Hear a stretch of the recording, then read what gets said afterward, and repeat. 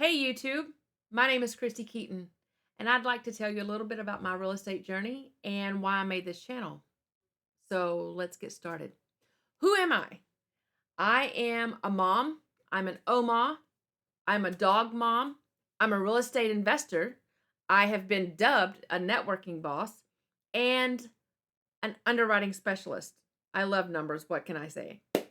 So I was still in the oil and gas industry when I started my journey back in 2012, flipping single family houses. But in 2019, I decided I was done with the oil and gas industry and wanted to focus on my entrepreneurship. So decided to take a couple of months off, gather my thoughts, grab my vision, and really push towards the mark. I saw an ad on social media about multifamily investing. What is multifamily investing? So the guys that put the ad out, I started really researching them, and it was specifically for apartment investing. Like, wait. Guys like me, people like me, and people like you own apartments? It was mind blowing when I got that revelation. It's like, okay. So I did a little bit more research on this coaching program and thought, okay, I'm just gonna go see what they have and see if it's a good fit for me. So I went to their 2 hour sales pitch that they had. Okay, so all right, I went ahead and bought their boot camp, which is about 2.5 days of boot camp. It was over a weekend, Friday, Saturday, Sunday. It's a couple of $100.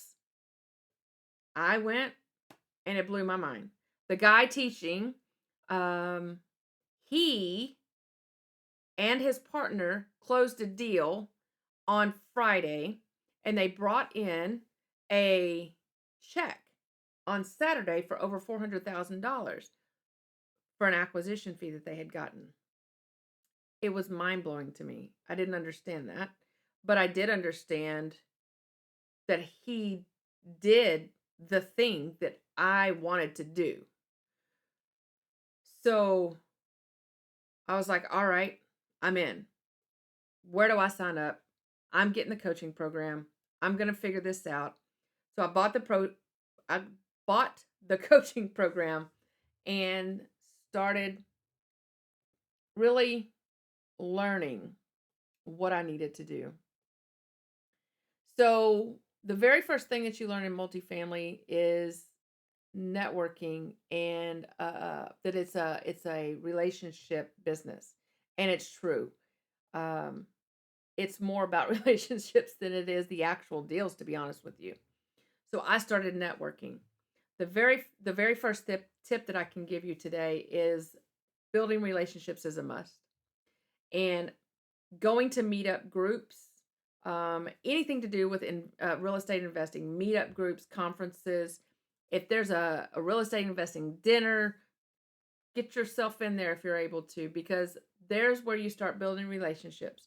I knew that if I was able to get to these events, these conferences, and these meetups, that I could glean the knowledge, because these guys don't put these meetup groups on just to go up there and not give some kind of value. So I knew that if I could get there, I would be around people that are either on the same journey or ahead of me in the journey on my real estate investing. So that's what I did. I started going to all of these events. And of course, I started calling brokers and emailing brokers and things like that. And I started, with the building relationships with the brokers, I started getting traction on the deal flow. And I was like, yes, I've got all these coming in, deals coming in. And I started underwriting all these deals, and none of these deals were hitting. None of these deals were hitting the mark that we needed them to hit. They were just not penciling. I was like, okay, in October, now I think it was like July of 19 when I started the journey. October, so what, 4 months? July, October, yeah, like 4 months. I sit down and I was like, I should have gotten a deal by now. I don't understand why I don't have a deal yet. I don't get it. I need another resource. I need somewhere else that I can network, or I can find a broker or something. I got to find a deal. Well, what we were told in these programs and a lot of these coaches teach is that LoopNet is the trash can of multifamily. Indeed, it could be, because they do have deals that are more, um, they do have deals that are more on the heavy side, like it's going to need a lot more money than the normal deal would need. So yeah, I mean it could be dubbed the trash can of multifamily. However, I wasn't going there to find a deal. I was actually going there to find a deal that didn't work, so that I could find a broker that I wanted to talk to. So I went to LoopNet and I found the most audacious deal that is so far out of my criteria. It was 384 units as College Park, Georgia. Nobody wanted to go to College Park 4 years ago. No, I don't even know if they wanna go to College Park now. I know that it's been gentrified a little bit. I still don't know that market, if that market has come up to what it needs to be for my investors specifically. But found this deal and I picked up the phone. "Hey, Mr. Broker, I saw your College Park deal, the 384 units. Uh, this one doesn't fit the criteria, but what else do you have? What else do you have that you can send me?" So, if you notice, tip number 2, if you notice, I didn't say, "Do you have anything else that you can send me?" Because I don't want him to say no. I don't want to give him the option to say no. What else do you have? Instead of, "Do you have anything else?" So he said, "Yeah." We talked for a little bit longer and he said, "Yeah, I've got this deal. I'll send it to you." Great. Sends me the deal, 157 units in Atlanta, South Atlanta, not quite south, like College Park South, but it's still South Atlanta. So my partner and I call up my partner and said, "Look, the numbers look good. I think we can go get this deal." I'm like, "Want to go tour it?" He's like, "Yeah." So we're gonna go tour it. And he said, "We're gonna take a local property management company that knows the area." Perfect. Let's do it. So we took the property management company. We liked the deal. Um, we put an offer in on the deal, and the brokers have said, "We're really fighting for you guys to get the deal because we like the way that you do your process." Meaning, he liked that two partners, not just one, but two partners showed up on the property, and they came with a local property management company. So he really liked that we had that set up like that. Perfect. Great. I'm like, "We're gonna get it. We're gonna get it." So it was a Thursday. Best and final call for offers were on a Thursday. So we're like, "Yes, here's our best and final. We got it." And we're thinking we've got this in a bag. No big deal. We get a call on Friday from our broker, and he says, "Yeah, so there's an owner of another apartment complex around the corner from this one. He called the seller directly. He's at the same price as you are, but his terms are better. And if y'all can match the terms or come in with better terms, then you've got it." Well, we couldn't match those terms, so we ended up losing that deal. And the brokers felt so bad. They called me. They felt so bad. They're like, um, "So we feel bad about this because we really thought that you had it." And we couldn't there's nothing you can do whenever you've got somebody coming in the back door. There's nothing you can do. But we have this other deal that we really want you guys to look at. Great. So we go through the same process. 110 units, Decatur, Georgia, which is East Georgia. East Atlanta. I'm like, "Okay, the numbers work. Let's tour it. Let's do it."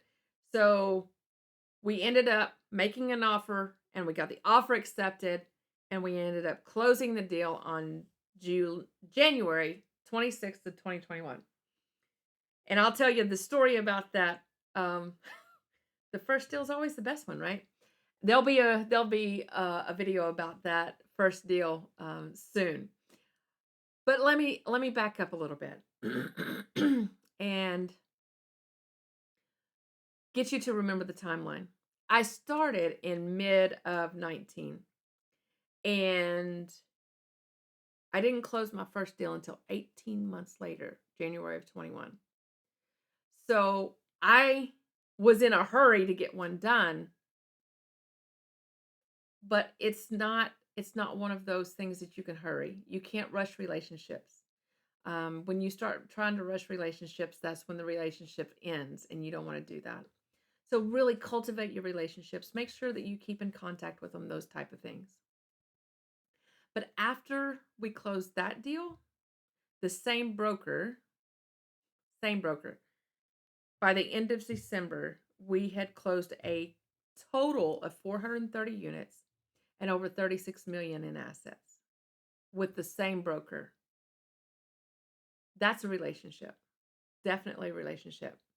Now, moving into 2022, by mid 2022, two other broker relationships had brought two other deals, portfolios that had us at 984 units and over 85 million in assets under management by mid of 22. So, why did I tell you all of that? And why do I have this channel? I told you all that to give you hope. And I'm putting this channel together because I believe that you can do exactly what I've done and even more, even better. I want to see you succeed. Have you been through a mentor program? And, they teach a lot of stuff, right? In a very short amount of time. And I want to add to what you've been taught. I want to dive deeper into the mechanics, the analytics. I want to I want to add to that, right? I want to give you hope and show you how and why this is possible for you. So, I want you to stay tuned. I want you to hit the like button, hit subscribe, and make sure you ring the bell so that you will get notified when we drop a new video. You can be deal savvy. Until we meet again, be blessed.